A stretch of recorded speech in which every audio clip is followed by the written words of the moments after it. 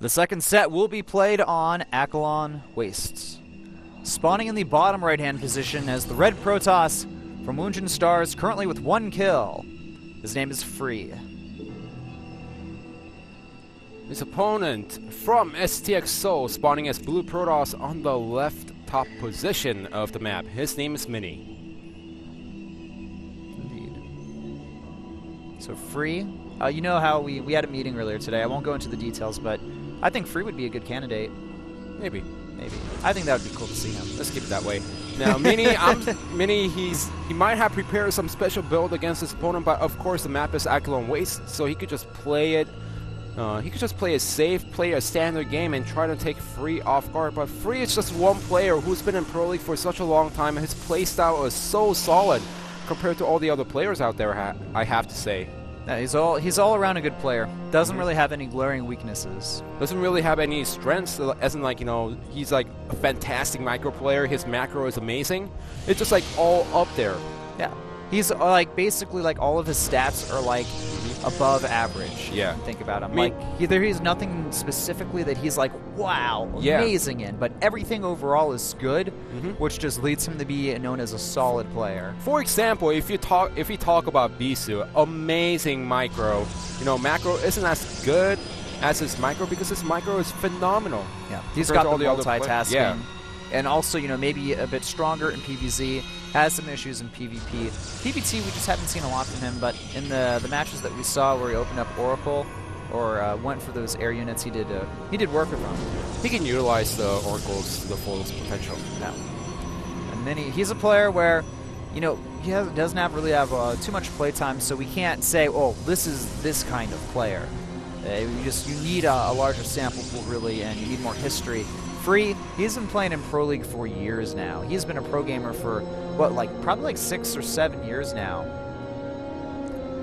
You know, if you walk, like you said, if you ask them how would you describe Mini, they wouldn't really, the only answer that they have is shield battery back in the Brood War days, because he didn't really solidify himself as a nice A-teamer for STX. So yes, he gets the wins, but you talk about Mini, it's like, oh yeah, I know that he's a Protoss player. I don't know much about him other than the fact that he's a Protoss player from STX. So no, bit of a faceless player, but you know what?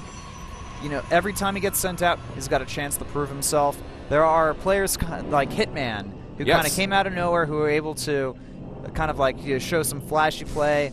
And even some of the Kespa Team 8 players, I remember they were doing some fancy ceremonies when they won, even though like their win rates were horrible. Like, they were entertaining, they made a name for themselves, and kind of got people to know who they were. And looking at the openings here, it looks like we're having a Stargate opening from Mini. So these STX players, they like their Stargates. But Free also playing really safe at this point. He knows that Mini might have something sneaky prepared for him right now. Doesn't want to get proxy Stargated, so sending us out and a stalker around the map just to double check. Oh, looks like Free's going for that fast expand build, something that these Woongjin Stars players love to do. They love to do that. They'll get that early sentry, they get that Nexus down, and it's always so cool when you see specific teams have a certain style of play that's kind of unique from everyone else. Like for KT Rollster, you'll always see their players almost always go for the 2-gate. And now he's going to be a little bit aggressive with the Zealot and a 2-Stalker. There are 2 sentries. Uh-oh, this is actually a bit of a mistake here. Free, he's going to end up, you know, killing off a Zealot, but he may end up losing the Zealot units. The Stalker moving in here, and it's going to get a good scout off on his opponent here. That was his attention, and it made it work. He does see the Stargate and the Phoenix. Sick. That was actually really cool that Free was able to do that. So he does lose a Zealot and Stalker, only kills a Stalker, but he does get some pretty crucial scouting information on his opponent that he otherwise wouldn't have. Yeah, and yes, it was a loss on Free's end. He did lose a Zealot, he did lose a Stalker, and that Phoenix, all he has to do is go to his opponent's base right away. But if you look at the overall picture, Free got important scouting information on his opponent, and now he knows what tech to go for behind this. Yep. See, speaking of scouting information, that's exactly what Mini is doing right now. He's gathering up that intel. He sees the gateways going down. He sees the Twilight Council as well, so he knows exactly what tech his opponent's going for. And we have that Robo that's almost finished out from Mini. maybe he got scared and thought, okay, maybe my opponent's going for DTs or something. He's being really aggressive and not afraid to lose this unit. Now he needs to start thinking. He's thinking a lot at this point. He's being a little confused because he saw a really fast Nexus. So he could try to go for a timing attack, but because of the Mothership Core, instead he's going to get a Nexus for himself. He is going to be behind, and he's going to try to catch up using the Phoenixes, trying to pick off probes one by one. Yep, there's a good amount of Stalkers on the field now, so they should be okay there. We may... okay, no lifts on the sentries there. Blink is about halfway done now for Free. And he's just going to focus on his economy. Free does not know that Mini's going for an expansion as well, but if he's just doing a little bit of harassment here and there at the Phoenix, it's pretty safe to assume that he's going to go for an expand. And we already have an Immortal out on the way for Mini. He's got the Observer as well. And there he goes. Nice snipe on one of the sentries there from the Phoenix. That's the best Mini can do at this point with the Phoenixes, because the number of Stalkers is too high for Mini to actually harass on the probe. So all he can do is just scout around, see where the Stalkers are, try to keep his opponent inside the main base instead of going for a timing attack. The Phoenix are like, the Stalker count is too damn high. And actually the Stalkers, if they just have a nice blink underneath the Phoenixes, those are gone right away, and that allows Free to move around the map with the blink Stalkers, which is something that Mini does not want to happen. Wrong way for the Stalkers to go. They left at the worst possible time. Blink just completed there. It's shown off, but Mini already knew what was going on. And instead, now Free's going to be a little bit more aggressive throughout the whole game. He has the blink Stalkers. He's getting Immortal behind this, so now he does have a proxy pylon, and he is gearing up towards his opponent's base right now. Free could potentially hit a very strong timing here. Those Phoenix don't have a lot of energy on them, so don't plan on any type of, lifting there. And all right, looks like the Stalker's moving in, trying to focus fire down. Those Immortals, one goes down. Nice micro from Free as well. Blinking back those units. He needs... all right, and it looks like he gets the second one now. Third one goes down right away. And gets the third Immortal, and he's just going to be able to constantly pick off these units now using a superior micro. The Nexus Cannon goes down, but the problem is the Blink Stalkers can simply blink into the main. There we go, 2 Stalkers inside the main base just sitting around, now going to go for the probes. This is just icing on the cake for Free, as all Free has to wait for is for the Nexus Cannon to finish and just push up and win the game.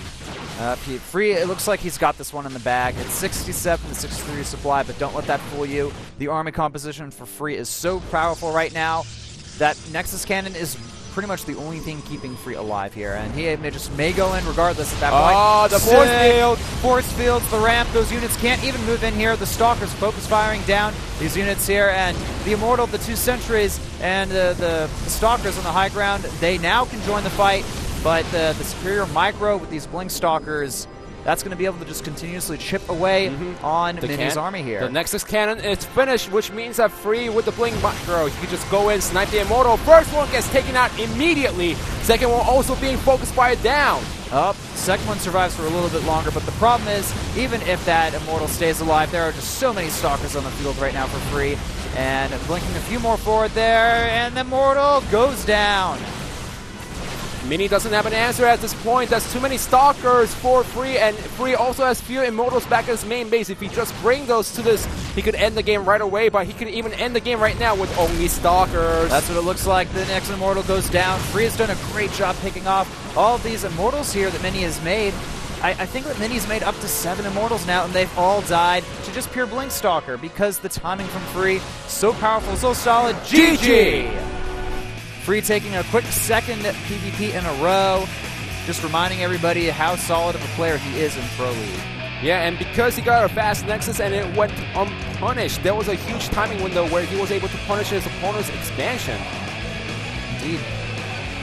The Stargate opener, I like it, but it just didn't end up really doing too much. Yeah, the Phoenixes didn't really keep his opponent inside the main base. Those Phoenixes should have scared his opponent inside the main base for maybe like 3 minutes longer, where he had enough Immortals to defend against the Blink Stalkers, but it didn't happen because he only made up to 3 Phoenixes, and that's the reason why Freeze told himself, well, I could just move out on the map, ignore the Phoenix, and win the game. Yeah, maybe even getting some board raids could have helped as well. Alright guys, we've got to go into a quick commercial break. When we get back, the third set between Woongjin Stars and STX Seoul.